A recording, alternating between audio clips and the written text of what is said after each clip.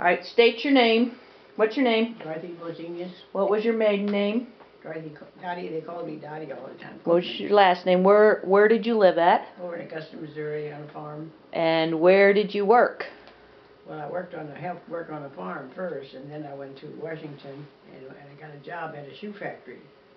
I sewed. We made ladies' dress shoes, and they were very pretty. We didn't make no army boot.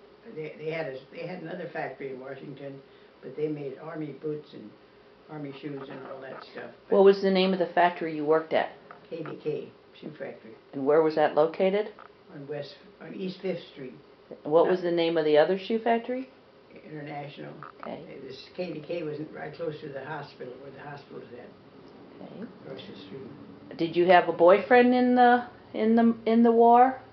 Oh, I had some friends, that I liked, and they'd come home, and we'd always have a party when they'd come home, because everybody was so glad to see the boys when they come home, and naturally the girls sure were. We'd get together. Okay, talk about the TNT plant over in Weldon Springs and where they hid the dynamite, or talk about that whole story. Well, they bought all that land, all the farmers, they bought all that land, and they, I lean over? Yeah. And they made a plant out there, and that's where they made all the what would you call it? TNT? Dynamite? TNT, the powder and stuff. And then they would put that on a boat and go across the river over onto the Franklin County side. And there they had that powder dump hill, and they stored it in that hill over there, because they didn't want it all in the same place. And all the boys on the farm, they all went to work at that, because they were paying better money than the farmers were. And the roads were closed. We couldn't go through there. We had to go around. We had a circle. I know people that had to drive down. They had to go all the way on toward Winsville and go all the way around the plant, because it was quite a bit of area. I don't know how many acres they bought, but they bought an awful lot of acreage there. Tell me about the ration cards. What was a ration card?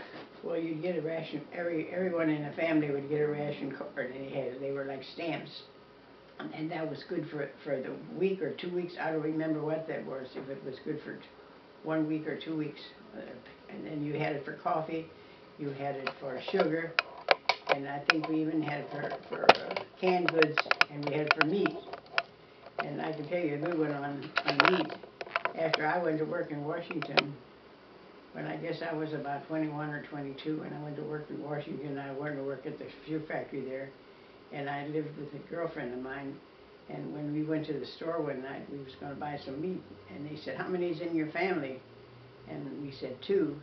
So they went in the back there, and they wrapped some up, and they handed it to us, and we didn't know what we was coming home with. I don't even remember what we got, but we got some meat, but we couldn't pick our meat out of the counter like they do nowadays. And your stamps, you only get stamps for your canned goods and your sugar. You get 5 pounds, I think, for, I don't know how long that 5 pounds of sugar had to last. But then, we were all country people, and we did a lot of canning. And that was kind of bad, because they made their jellies and everything, and that takes an awful lot of sugar.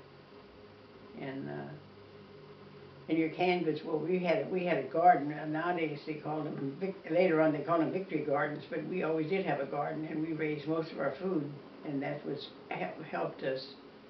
When my girlfriend and I in Washington, we'd go home and we'd get stuff out of the garden, we'd take it along, and that would cut down our expenses in the store. And we walked so many places, because we didn't have no car, and our parents would take us as far as to the bridge, and we'd walk across the bridge, because the bridge fare was so high. How much was the bridge fare? It was 75 cents for the driver, and then extra people were, that was extra, each person had to pay extra yet. And to walk, what did it cost to walk across the bridge? $1 for round trip. $1 to walk across the bridge for round trip? For round trip. Okay. And at that time, he was making 40 cents an hour, and a quarter, it didn't take long, your quarters were gone, and you didn't make very much money. Okay, did you have pantyhose?